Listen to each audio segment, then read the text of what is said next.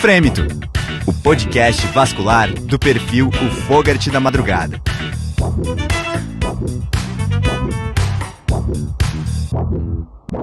Bem-vindos de volta ao Frêmito, o podcast vascular do perfil Fogart da Madrugada.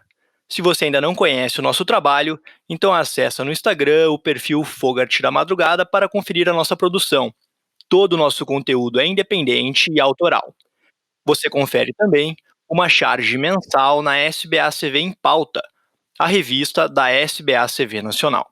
Eu sou Arthur Curtarelli e, compondo a equipe do Fogart da Madrugada, estão comigo o Luiz Eduardo de Brasília. Tudo bem, pessoal? Estamos de volta mais uma vez para um novo episódio de Frêmito. Vamos lá? E o Fábio Goldbach, de São Paulo, capital. Olá, pessoal. Vamos nessa, começando mais uma entrevista. Hoje nós vamos falar sobre a história da cirurgia vascular e do tratamento do tromboembolismo venoso no Brasil. E para conversar com a gente, nós convidamos um cirurgião que vem ensinando cirurgia vascular desde a década de 60. Ele é formado em medicina e fez residência em cirurgia geral no Hospital das Clínicas da Faculdade de Medicina da USP, é doutor em cirurgia, livre docente e professor emérito de cirurgia vascular pela Faculdade de Medicina de Botucatu, da Universidade Estadual Paulista, a Unesp. Grande estudioso em trombose e anticoagulação, acadêmico nato, tem uma vida dedicada à ciência. Fez doutorado na Unesp e pós-doutorado na Universidade de Londres. Ele foi o primeiro editor e carrega o nome do tratado Doenças Vasculares Periféricas. Estamos honrados em ter conosco o Dr. Francisco Maffei. Boa noite, professor. Boa noite a vocês. Muito obrigado pelo convite de estar aqui participando dessa entrevista. Professor Maffei, nossa primeira pergunta sempre está relacionada à formação do convidado. Como era a escolha da especialização médica quando o senhor se formou em medicina em 1962? Bom, as especialidades começaram a se separar, a surgir na realidade, tanto na clínica médica como na clínica cirúrgica, a partir do fim da década de 40, início da década de 50, quando eu fui aluno, quando eu fiz residência no Hospital das Clínicas da Faculdade de Medicina da Universidade de São Paulo. As cirurgias já eram divididas em disciplinas, e na segunda cirurgia havia a disciplina de cirurgia vascular. Mas nessa época ainda existia residência de cirurgia geral, mas não existiam residências da especialidade. O primeiro cirurgião que fez uma residência ainda informal foi um colega de turma, o Dr. João Carlos Anacleto, de Ribeirão Preto.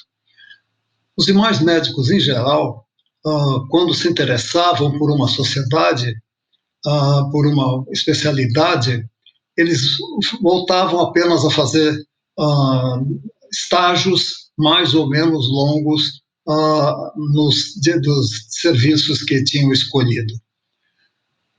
O meu caso é um pouco diferente. Quer dizer, ao terminar a faculdade, eu fui convidado para ir para a Faculdade de Medicina, na época a Faculdade de Ciências Médicas e Biológicas de Botucatu, hoje Faculdade de Medicina da Unesp. Fui convidado pelo professor William Saad Rosne e eu fui para lá como cirurgião geral. Fiquei, na realidade, até 1973 como cirurgião geral, mas quando eu comecei a fazer o meu doutorado, estava trabalhando com zonas isquêmicas, com a delimitação de zonas isquêmicas no coração pelo método da fluoresceína, dentro de uma linha de pesquisa do professor Saad, de marcação de zonas isquêmicas para cirurgia. Nessa época, houve um congresso em São Paulo da então Sociedade Brasileira de Angiologia, hoje a nossa Sociedade Brasileira de Angiologia e Cirurgia Vascular, e nesse congresso viria o professor Favaloro, que estava na época criando a ponte de safena para a artéria coronária. Eu fui ver o congresso e me entusiasmei muito com o progresso da cirurgia arterial, e com isso resolvi me dedicar mais à cirurgia vascular e depois somente à cirurgia vascular. E esse então foi o meu interesse, e a partir daí passei a participar dos congressos, das reuniões mensais da Regional de São Paulo, e voltei na época a fazer um estágio curto, mas fiz um estágio para atualização na parte arterial no Hospital das Clínicas, cirurgia vascular do Hospital das Clínicas. E a partir daí comecei realmente a me dedicar à cirurgia vascular. Professor Maffei, a gente sabe que há várias décadas atrás não existiam tantas segmentações no âmbito da cirurgia como as que temos nos dias de hoje. A própria cirurgia vascular também fazia parte de uma abrangente especialidade e exercida pelos médicos cirurgiões. Como foi esse processo de individualização da cirurgia vascular no Brasil? Bom, realmente, como você diz, e como eu citei anteriormente, as cirurgias, existia a cirurgia geral, os médicos cirurgiões que operavam todo tipo de cirurgia. É verdade que nessa época o número de cirurgias em cada especialidade era mais restrito e também havia menos cirurgias mais simples na realidade. Mas a partir da década de 50, as especialidades começaram a se formar. Eu acho que uma grande razão para isso foi o aumento do conhecimento das doenças de cada uma das especialidades e também o aumento das técnicas cirúrgicas propostas para resolver esse problema. Isso levou inicialmente os médicos a começarem a fazer mais cirurgia vascular, alguns passaram a ser especialistas, mas muitos grandes cirurgiões da década de 70 ainda se mantinham fazendo todas as cirurgias. Um exemplo disso é o professor Mário Denny, que foi um dos fundadores da Sociedade Brasileira de Angiologia e Cirurgia Vascular, que era um grande cirurgião, e ele operava todos os tipos de cirurgia, inclusive cirurgia vascular. E professor, como foi a criação da disciplina de cirurgia vascular no HC da Unesp nos anos 60? O professor Saad, que era o chefe do departamento, o criador do departamento, ele achava que nós deveríamos nos dedicar, até a docência, na realidade, à cirurgia geral. E não existiam especialidades no departamento. A partir de 1973, o departamento resolveu, com a evolução das técnicas, a evolução da própria cirurgia, achou que seria o tempo do departamento também se dividir em disciplinas. E eu vinha já me especializando em cirurgia vascular e assumi o encargo de criação da disciplina de cirurgia vascular. Junto comigo vieram 2 ex-alunos, o professor Sidney Lastoria e o professor Luiz Carlos Lorenzi, que agora não está mais em Botucatu, e pouco depois criamos uma residência de cirurgia também. Entre os primeiros cirurgiões estava o Dr. Winston Yoshida, hoje professor titular e chefe da disciplina, o professor Hamilton Rolo, até recentemente professor livre-docente, e o Dr. Vitor Castilha, que na realidade desenvolveu a cirurgia vascular na cidade de Botucatu, na parte particular, na realidade. E, a partir daí, nós primeiro começamos na enfermaria de 5 leitos, isso evoluiu, óbvio, hoje são 28 leitos na enfermaria. Criamos os ambulatórios, um ambulatório geral, ambulatórios mais especializados, ambulatório de coagulação, ambulatório de tratamento de feridas, úlceras, e fazíamos e criamos toda a parte de angiorradiografia, e posteriormente o laboratório de métodos não invasivos. E com isso a disciplina se completou como um todo. Nós dávamos aula da disciplina de semiologia para o 3º ano. Para o 5º ano havia um estágio de internato de 1 mês no departamento, na disciplina, e criamos as residências de cirurgia vascular, inicialmente com 2 anos e depois com a possibilidade de um terceiro. Professor, hoje o sonho de um doutorado no exterior não é uma conquista simples, mas na década de 70, imagino que fosse ainda muito mais difícil.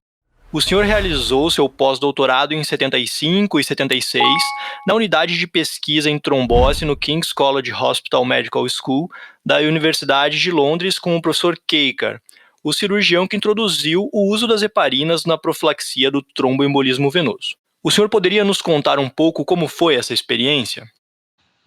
Aí eu tenho que voltar um pouco antes. Quando nós criamos o ambulatório de cirurgia vascular na Faculdade de Botucatu, para surpresa nossa, houve uma quantidade incrível de doenças venosas crônicas, e nós também tínhamos, como aqui em São Paulo, casos de trombose internados. E na época, curiosamente, os artigos falavam que nos países de terceiro mundo não existiam muito menos doenças vasculares, doenças venosas especialmente, e dava uma série de explicações por que essas doenças venosas seriam menos frequentes nos países de terceiro mundo. E, obviamente, nós, e todos que moram no Rio, cirurgiões que viviam aqui no Brasil, sabiam que isso não era verdade. Mas nós não tínhamos dados. Então, resolvi me dedicar à epidemiologia das doenças vasculares, especialmente das doenças venosas. E aí fomos em 2 linhas. De um lado, o estudo da epidemiologia das doenças venosas crônicas, isso foi estudando a população do Centro de Saúde Escola de Botucatu, e, de outro lado, nessa época, surgiam os primeiros trabalhos do professor Keikar, utilizando fibrinogênio marcado, e mostrando uma incidência alta de trombose venosa nas cirurgias, o que justificava os casos de embolia pulmonar que nós não tínhamos explicação quando eram feitos. Me interessei pelo método, escrevi ao professor Keikar que eu gostaria de conhecer o método e também verificar em loco a evolução do uso da heparina na profilaxia da trombose. Ele me aceitou muito simpaticamente e eu, com bolsa da FAPESP, fui para lá e passei de setembro de 75 até o final de 76, trabalhando na unidade de Thrombose Research Unit do King's College Hospital. Lá eu trabalhei em 2 frentes. De um lado, eu fiquei no laboratório químico, onde eu aprendi a produzir o fibrinogênio marcado com iodo radioativo 125. E lá eu trabalhei com o Dr. David Lane, com o Dr. Mark Scully, que até hoje mantém uma atividade muito importante na trombose e hemostasia também. E, de outro lado, eu comecei a trabalhar na parte clínica, junto com o Dr. Shanti Sagar e o Dr. Stamatax, e ali nós tínhamos 2 aspectos, um diagnóstico de trombose, e lá se utilizava de rotina a flebografia, e de outro lado, a aplicação do fibrinogênio marcado e nos trabalhos de pesquisa em profilaxia de trombose venosa. E participei, inclusive, de um dos primeiros trabalhos de profilaxia com heparina. E isso me deu um grande interesse pela trombose e hemostasia. Professor Maffei, o senhor é uma referência internacional quando se fala em trombose e hemostasia, como o senhor estava comentando. O que levou o senhor a se dedicar a estudar o sistema de hemostasia e as terapias de anticoagulação? Bom, eu já tinha um certo interesse, na época que era residente, na parte de trombose, nos casos de trombose venosa. Quando eu fui para Londres, aí eu participei de muitas reuniões e participei de toda a atividade da enfermaria, como eu já referi, E, além disso, comecei a participar da International Society International Society for Thrombose e Hemostasis, e a partir daí, inclusive, assisti todos os congressos internacionais dessa sociedade. E me interessei cada vez mais pelo assunto e me aprofundei cada vez mais pelo assunto. Quando voltei a Botucatu, eu pensei em criar dentro da disciplina de cirurgia vascular, uma unidade de estudo de trombose e hemostasia. E para isso nós entramos em contato com o Hemocentro, com os hematologistas, e criamos em conjunto um laboratório de hemostasia, e do qual eu passei a ser responsável médico durante todo esse tempo, na realidade. E também criamos o ambulatório de anticoagulação. Esse laboratório de hemostasia, no começo, fazia os testes para acompanhamento da anticoagulação, e depois nós passamos também a fazer os testes de trombofilia, e nesse sentido, inclusive, participamos de um estudo multicêntrico com o Dr. Hendrik Franco, de Ribeirão Preto, e com a doutora Deise Lourenço, da Escola Paulista de Medicina, e publicamos vários trabalhos de incidência de alterações trombofílicas aqui no Brasil. Certo, professor. Dr. Maffei, hoje em dia pode parecer simples lidar com um paciente com um TVP.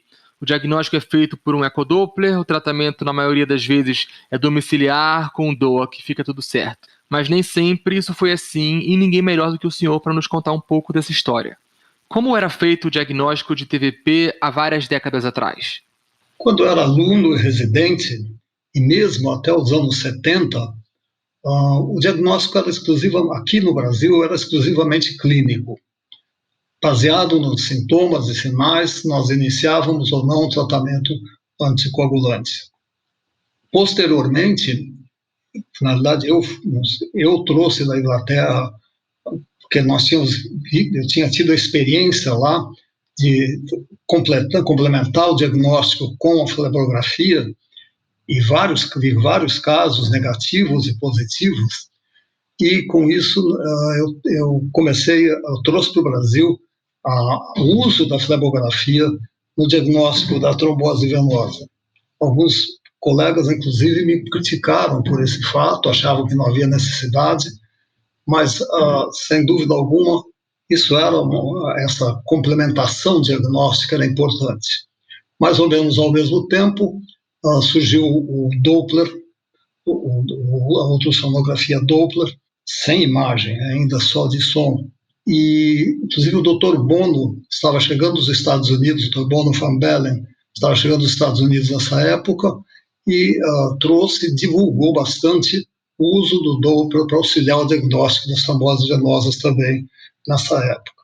Depois surgiu a ultrassonografia com imagem, e aí simplificou enormemente o diagnóstico, e hoje é o diagnóstico padrão, sem dúvida alguma, para as tromboses venosas. Professor Maffei, e quais eram as principais medidas terapêuticas implementadas a esses pacientes naquela época? Até os anos 80, na verdade, as medidas terapêuticas que se usavam era colocar o doente em repouso, em Trendelenburgo, quando era no membro inferior, claro, eventualmente elevação de membro inferior ou superior, quando era em membro superior, e o tratamento anticoagulante, com heparina não fracionada, não existiam ainda as farinhas de baixo peso molecular, e anticoagulante oral, antivitamina K. Nós usávamos inicialmente Dindevan, até muitos anos, até Botucatu usamos durante um tempo. Aí surgiram alterações, como nós tivemos um caso de reação ao medicamento importante, e a literatura citava outros casos, aí nós passamos ao Marevan, e até hoje é o esquema utilizado em um grande número de casos em Botucatu, esse tipo de tratamento simples. dos anos 80 surgiram as heparinas de baixo peso molecular. O mundo todo passou praticamente a substituir o uso da heparina não fracionada, a não ser em casos muito graves, e tinha impossibilidade de utilização. Em Botucatu, na realidade, até recentemente, nós não tínhamos heparina de baixo peso molecular.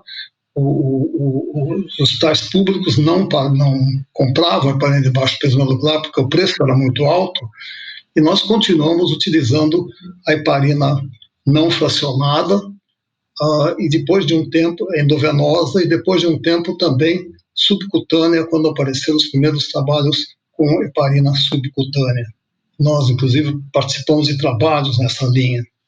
Professor, e na Faculdade de Medicina de Botucatu, existe um grande ambulatório, que o senhor chegou a citar, dedicado exclusivamente à anticoagulação. No SUS, a maior parte dos pacientes só consegue acesso a inibidores de vitamina K, como a varfarina. O senhor poderia nos contar como funciona esse ambulatório, os principais detalhes ensinados aos residentes sobre esse tratamento das tromboses e o manejo prático no uso da varfarina?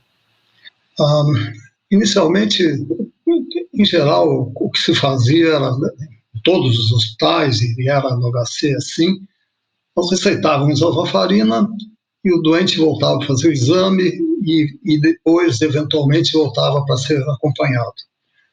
Nós criamos uma sistematização do paciente chegar, já colher o exame, aguardar o resultado, ser atendido numa consulta completa da parte vascular dele, e a prescrição pelo tempo que fosse necessário para cada caso. Por muitos anos, inclusive, nós doávamos, o hospital doava ao paciente a varfarina, o que melhorava muito a adesão do paciente a esse tipo de tratamento. Mais recentemente, essa doação foi cortada por motivos econômicos e diminuiu um pouco a sessão. Mas os resultados do laboratório, que foi o primeiro ambulatório desse tipo para pacientes com trombose venosa, ou eventualmente nós utilizávamos também trombose arterial, os resultados foram bastante bons. Fizemos, inclusive, houve uma tese de mestrado que estava os levantamentos dos resultados. Nós tínhamos 68% dos pacientes dentro dos níveis de anticoagulação constantemente. Isso mais ou menos batia com a literatura internacional. Existia já um outro ambulatório aqui em São Paulo, mas era de cardiologia, do Instituto de Cardiologia do Estado. E professor, qual o senhor acredita que tenha sido a principal revolução no tratamento das tromboses nos últimos anos? Eu acho que nós tivemos duas revoluções importantes.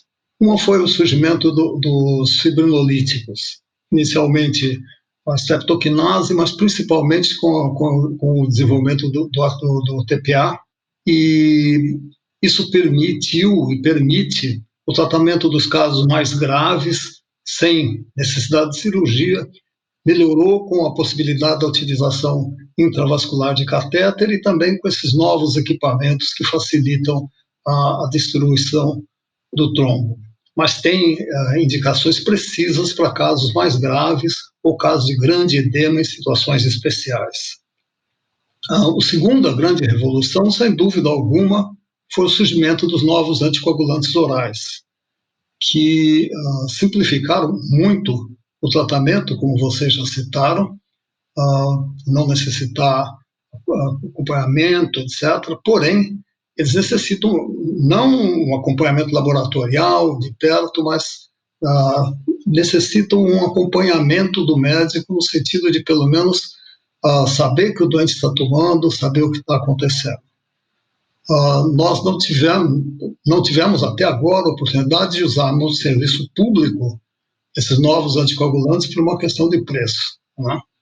Mas, sem dúvida alguma, para aquelas condições que já foram aprovadas, elas são uma grande revolução no tratamento da trombose venosa. Professor Maffei, o senhor dedicou grande parte da sua vida profissional ao ensino das novas gerações de cirurgiões vasculares. Muitos tiveram a honra de aprender diretamente com o senhor. Agora, para todos os outros que não tiveram essa oportunidade, qual o senhor acredita ser o principal ensinamento a um jovem cirurgião vascular? Bom, eu teria pelo menos 2 ensinamentos. O primeiro é o seguinte: manter-se atualizado. A velocidade dos conhecimentos hoje em dia é muito grande, mas, de outro lado, também a mídia, a internet, etc., nos facilita a manutenção dos conhecimentos. E, para isso, também a participação e o acompanhamento de reuniões científicas e congressos. E, para isso, nós temos a Sociedade Brasileira de Angiologia e Cirurgia Vascular, extremamente importante, que ajuda nessa atualização. E o segundo conselho que eu daria é manter uma medicina humanizada, não se deixar ficar muito atraído pela técnica e esquecer a humanização do doente. Praticar sempre um bom acolhimento, a conversa, a explicação para o doente da sua doença, dos seus problemas, ouvir o doente, de tal maneira manter essa humanização. Seriam os 2 conselhos que eu daria para os novos cirurgiões.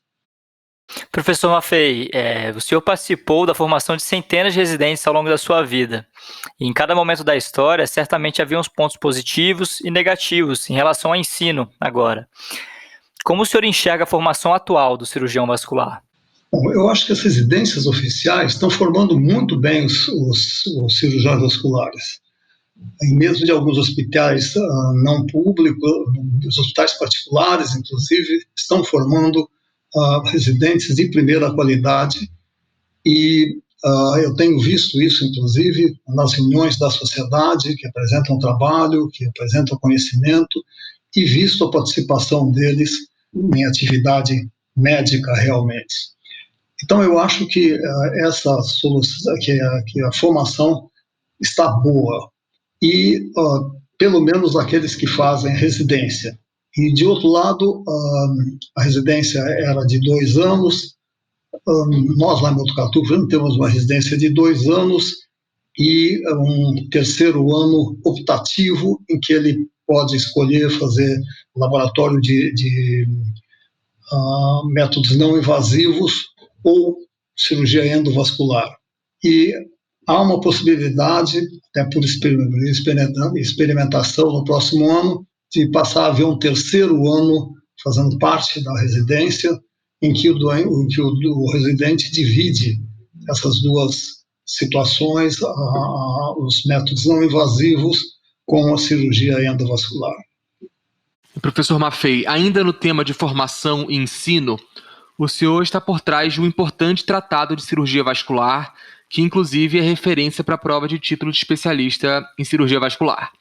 O tratado ainda tem como autores principais os doutores Winston Yoshida, Hamilton Rolo, Regina Moura, Marcone Sobreira, Mariângela Giannini e Sidney Lastoria, dentre inúmeros colaboradores nacionais e internacionais. Como foi o processo e a criação do livro Doenças Vasculares Periféricas? A origem desse livro foi o professor Amélio Pinto Ribeiro, do Rio de Janeiro, da UERJ, do Rio de Janeiro.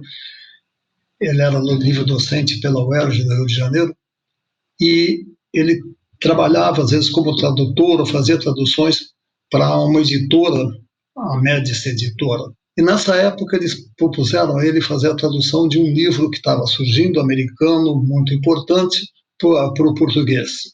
E ele propôs então aos editores que a nossa cirurgia vascular era muito boa, e realmente era e continua sendo, e que já estava na altura de nós termos um livro de doenças vasculares feitos por brasileiros. Aí ele foi convidado pelo editor para editar esse livro, mas ele, por condições próprias, inclusive clínica, particular, etc., ele propôs o meu nome, porque nós trabalhávamos em tempo integral, dedicado a ensino, pesquisa e assistência, e o editor me procurou com a proposta desse livro. Nós aceitamos o desafio e juntamente com os três primeiros autores que vocês citaram, o Dr. Winston, o Dr. Rolo, o Dr. Sidney, nós começamos a organizar o livro. Assumimos um certo número de capítulos, mas dentro das nossas especialidades, e convidamos os especialistas com maior experiência em cada uma dos ramos da cirurgia vascular e dos problemas da cirurgia vascular do Brasil, a maioria da Sociedade Brasileira de Angiologia e Cirurgia Vascular, para participar, para colaborar no livro. E tivemos uma aceitação muito grande por parte deles, e assim saiu a primeira edição em 1987. O livro foi bem aceito, e a partir daí fizemos mais 4 edições, a última em 2016, e agora com todos esses editores que vocês citaram. Na época que nós fizemos o livro, realmente, por muitos anos, era o único livro dentro da especialidade feito por brasileiros. Depois surgiram muitos livros especializados em determinados assuntos, e também um outro tratado de cirurgia vascular do professor José Carlos de Brito, do Rio de Janeiro. E professor, já tem alguma previsão para o lançamento da 6ª edição? Nós contatamos recentemente a editora com a possibilidade da realização da nova edição. Com essa pandemia atual, houve um retardo nos entendimentos, na situação da própria editora, mas provavelmente haverá uma 16ª edição, e a partir de agora passa o Dr. Winston Yoshida, que é professor titular e atualmente é o responsável pelo Jornal Vascular Brasileiro, o editor-chefe, passa a ser o principal editor do livro.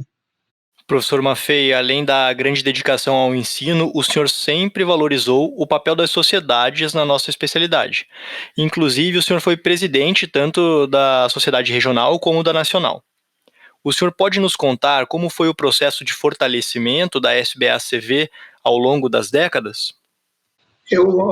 A SBACV, desde que eu tive os primeiros contatos, que foi nos anos 60 ainda, 69 mais exatamente, quando o primeiro congresso que eu participei, era uma sociedade muito séria, com um grande interesse científico, e essa atitude de seriedade, interesse científico e divulgação científica se manteve ao longo dos anos, e isso foi muito bem mantido por todas as diretorias, inclusive a realização do exame do título de residência, sempre muito sério, muito correto. Isso tudo levou ao fortalecimento da sociedade, e hoje é uma das maiores sociedades em número de associados do mundo em cirurgia vascular e angiologia. Professor, qual, na sua opinião, é a importância e o papel das sociedades dentro da cirurgia vascular ainda nos dias de hoje? Eu acho que as sociedades continuam sendo extremamente importantes, porque elas permitem uma atualização através dos congressos e reuniões científicas, como acontece aqui em São Paulo, por exemplo, nas reuniões científicas, nas outras regionais também, e mesmo agora, durante essa época de quarentena pela pandemia, essas reuniões continuam sendo realizadas virtualmente, e os congressos e regionais e nacional, que são muito importantes para a atualização dos cirurgiões vasculares e angiologistas. E o outro ponto muito importante da participação das sociedades é, sem dúvida alguma, o contato pessoal, troca de informações, que às vezes não são publicadas, ou experiências que não se conhecem, e isso leva a uma atualização e um conhecimento contínuo. Então, eu acho que essa participação da sociedade é extremamente importante, da nossa e das sociedades internacionais, daqueles que se especializaram em determinado ramo, ou pelo menos têm interesse maior em determinado ramo, como, por exemplo, trombose e hemostasia. tem a International Society de Thrombose Hemostasis, e há 2 anos atrás criamos aqui no Brasil também uma Sociedade Brasileira de Trombose e Hemostasia. Existem sociedades especializadas em cirurgia endovascular, etc., que realmente complementam o conhecimento e nos permitem manter uma atualização contínua, sem dúvida alguma, da especialidade. Dr. Maffei, após tantos anos de experiência e de dedicação e já tendo passado por todo tipo de situação, o que o senhor acha a coisa mais bonita ou a coisa mais emocionante na cirurgia vascular? Sem dúvida alguma, é a boa evolução de um paciente. Nada tão agradável, tão gostoso como você terminar uma cirurgia vascular, um endovascular, um enxerto, uma desobstrução em um paciente que está em risco de perder o membro e ele ter uma ótima evolução. Nada mais satisfeito do que ver um doente acordar bem depois de uma cirurgia por um aneurisma roto, por exemplo. Desculpem. Isso dá essa alegria realmente para o cirurgião, para o médico de maneira geral. Professor Maffei, e há alguns anos, a disciplina de cirurgia vascular e endovascular da Faculdade de Medicina de Botucatu da Unesp ganhou uma nova enfermaria, que inclusive leva o seu nome e inclui uma grande foto do senhor na porta de acesso. Na sua opinião, qual o senhor acredita ser o seu maior legado profissional? Sim, eu acho que tenho 2 legados profissionais que foram importantes. Uma, própria criação da disciplina, que atendeu durante todos esses anos, agora 40 anos praticamente, mais de milhares de pacientes, a grande maioria sem condições de ser atendido em outras situações, em outros lugares, e a formação de pessoal, tanto o ensino de bases da cirurgia, da semiologia para o curso de graduação, como a formação dos residentes, que hoje, infelizmente, são excelentes cirurgiões vasculares espalhados por todo o país. E a segunda grande realização, sem dúvida alguma, foi a publicação desse livro, do Doenças Vasculares Periféricas, que acho que foi uma contribuição importante nossa para a cirurgia vascular e a angiologia brasileiras. Sem dúvidas, é um legado enorme, né? Infelizmente, a gente está chegando ao fim da entrevista. Muito obrigado, professor Maffei, por abrir espaço na sua agenda para conversar com a equipe do Fogart da Madrugada. Foi uma honra para nós entrevistá-lo, especialmente para mim, que sou unespiano de coração. O Luiz Eduardo tem o coração dividido aí, né? Eu vivi intensamente a cirurgia vascular no Hospital de Clínicas da Unesp, com os professores, assistentes, madrugadas adentro no laboratório vascular, no centro cirúrgico e na hemodinâmica. Eu tenho muito orgulho de ter feito parte da escola que o senhor criou. Se o senhor tiver alguma consideração final para deixar para os nossos ouvintes, por favor, fique à vontade. Não, eu apenas quero agradecer o convite para participar dessa entrevista e cumprimentar vocês por essa iniciativa extremamente interessante, extremamente produtiva e que vai auxiliar muito, principalmente os jovens cirurgiões, pelo conhecimento que eles adquirem, complementar a todos os livros e revistas e congressos que eventualmente eles assistam. Muito obrigado. Muito obrigado mais uma vez, professor. Chega ao fim mais um episódio do Frêmito, o podcast vascular do Fogart da Madrugada. Para você, nosso ouvinte, não deixe de compartilhar suas imagens usando o catéter Fogart e agora escutando o podcast Frêmito pelo nosso perfil no Instagram. Você pode mandar seu feedback, entrar em contato e enviar as suas perguntas para a nossa equipe e principalmente para os nossos entrevistados através do direct do Instagram ou pelo nosso e-mail. Anota aí, fogart.catéter@gmail.com. Frêmito, o podcast vascular do perfil O Fogart da Madrugada.